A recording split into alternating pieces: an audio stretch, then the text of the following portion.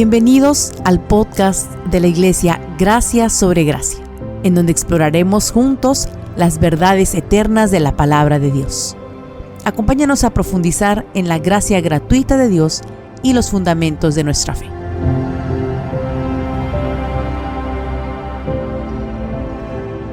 Bienvenidos, soy el pastor Juan Pablo Martínez. Gracias por conectarse de nuevo con nuestro programa.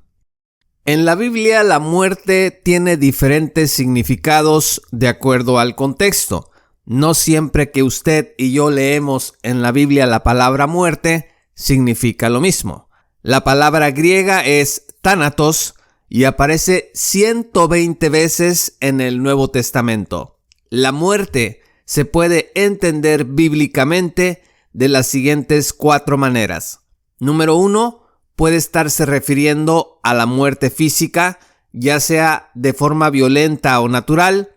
Por ejemplo, Lucas 2, verso 26 dice: «Y le había sido revelado por el Espíritu Santo que no vería la muerte antes que viera al ungido del Señor».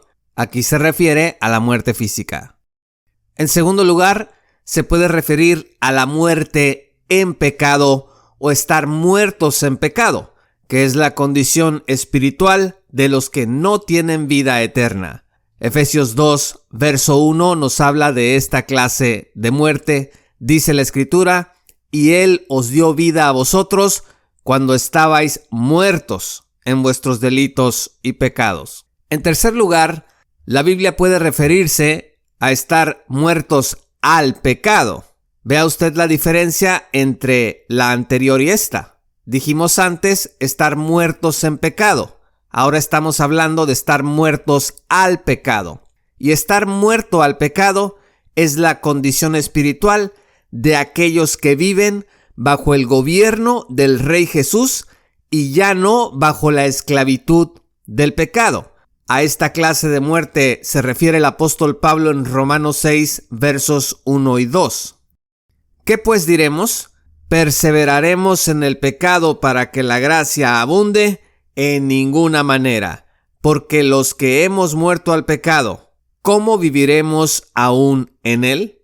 Y finalmente, la cuarta manera en que la Biblia nos habla de la muerte es la muerte eterna o segunda muerte. Se trata del destino definitivo e irremediable de los incrédulos en el juicio final.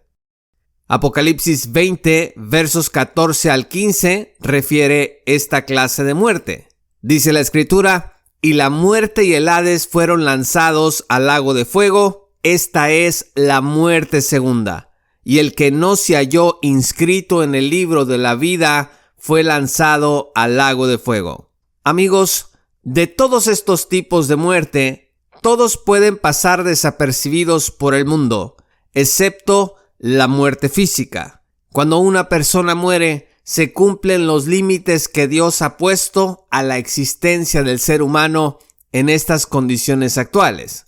Es la muerte, como la menciona Génesis 6, verso 3, que dice: «Y dijo Jehová, no contenderá mi espíritu con el hombre para siempre, porque ciertamente él es carne, mas serán sus días 120 años». Desde luego, después de esto se refería a la muerte física.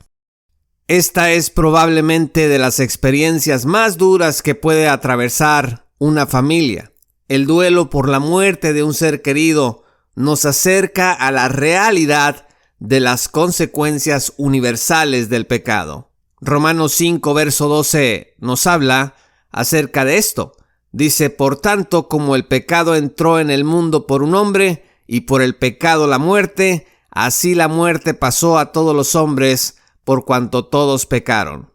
También el duelo por la muerte de un ser querido nos acerca a la importancia de apreciar las cosas que Dios ofrece mientras estamos vivos.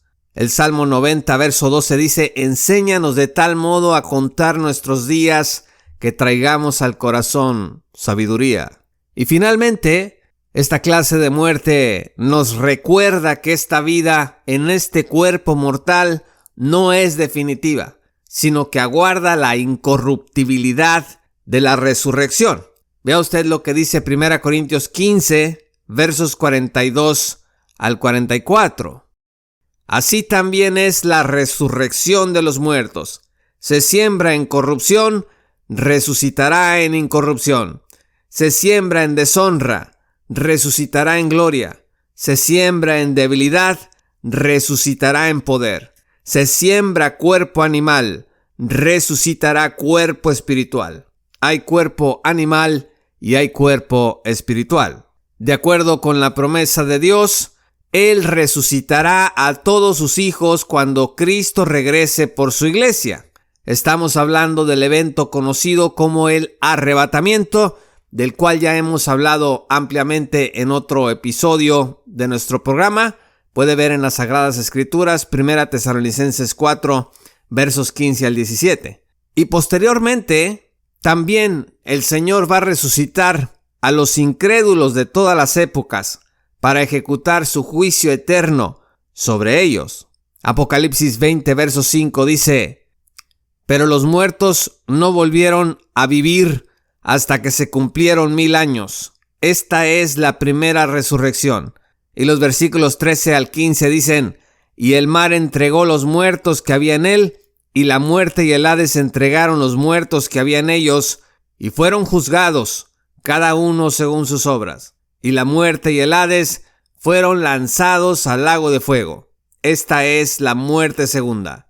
Y el que no se halló inscrito en el libro de la vida fue lanzado al lago de fuego. El orden de la resurrección bíblica entonces es el siguiente. En primer lugar está la resurrección de Cristo, acontecida en el siglo I de nuestra era. En segundo lugar está la resurrección de los muertos en Cristo, antes de la tribulación y el reino milenial. En tercer lugar está la resurrección de los santos de la tribulación y del Antiguo Testamento.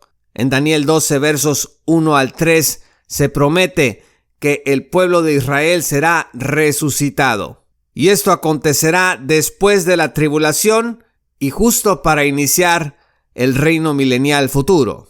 Y finalmente, en cuarto lugar, la resurrección de todos los incrédulos de todas las eras, después del reino milenial y la derrota de Satanás y la conflagración de naciones.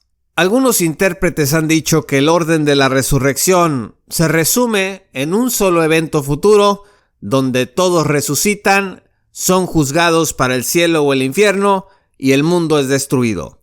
A menudo estos intérpretes no distinguen entre Israel y la iglesia. Enseñan que los cristianos seremos azotados por el anticristo y no hacen diferencias entre la dispensación de la gracia y la dispensación del reino milenial. Consideran algunos que estamos en el reino milenial ahora o que la iglesia lo está instaurando. También dicen que Satanás está atado y que no engaña hoy más a las naciones. Otros también creen que Cristo ya vino y que estamos en los nuevos cielos y la nueva tierra, entre otros errores doctrinales. Sin embargo, la Biblia ofrece detalles muy distintos que han quedado aclarados en esta lección. Amigos, la muerte no es el final de los hijos de Dios. La muerte es el paso que, si Cristo no viene antes, todos los cristianos debemos de dar para poder ser luego revestidos del cuerpo apropiado para vivir una eternidad en la presencia de Dios y su reino. Gracias por escuchar este programa y recuerde conectarse de nuevo con nosotros para seguir explorando y profundizando en las verdades eternas de la palabra de Dios.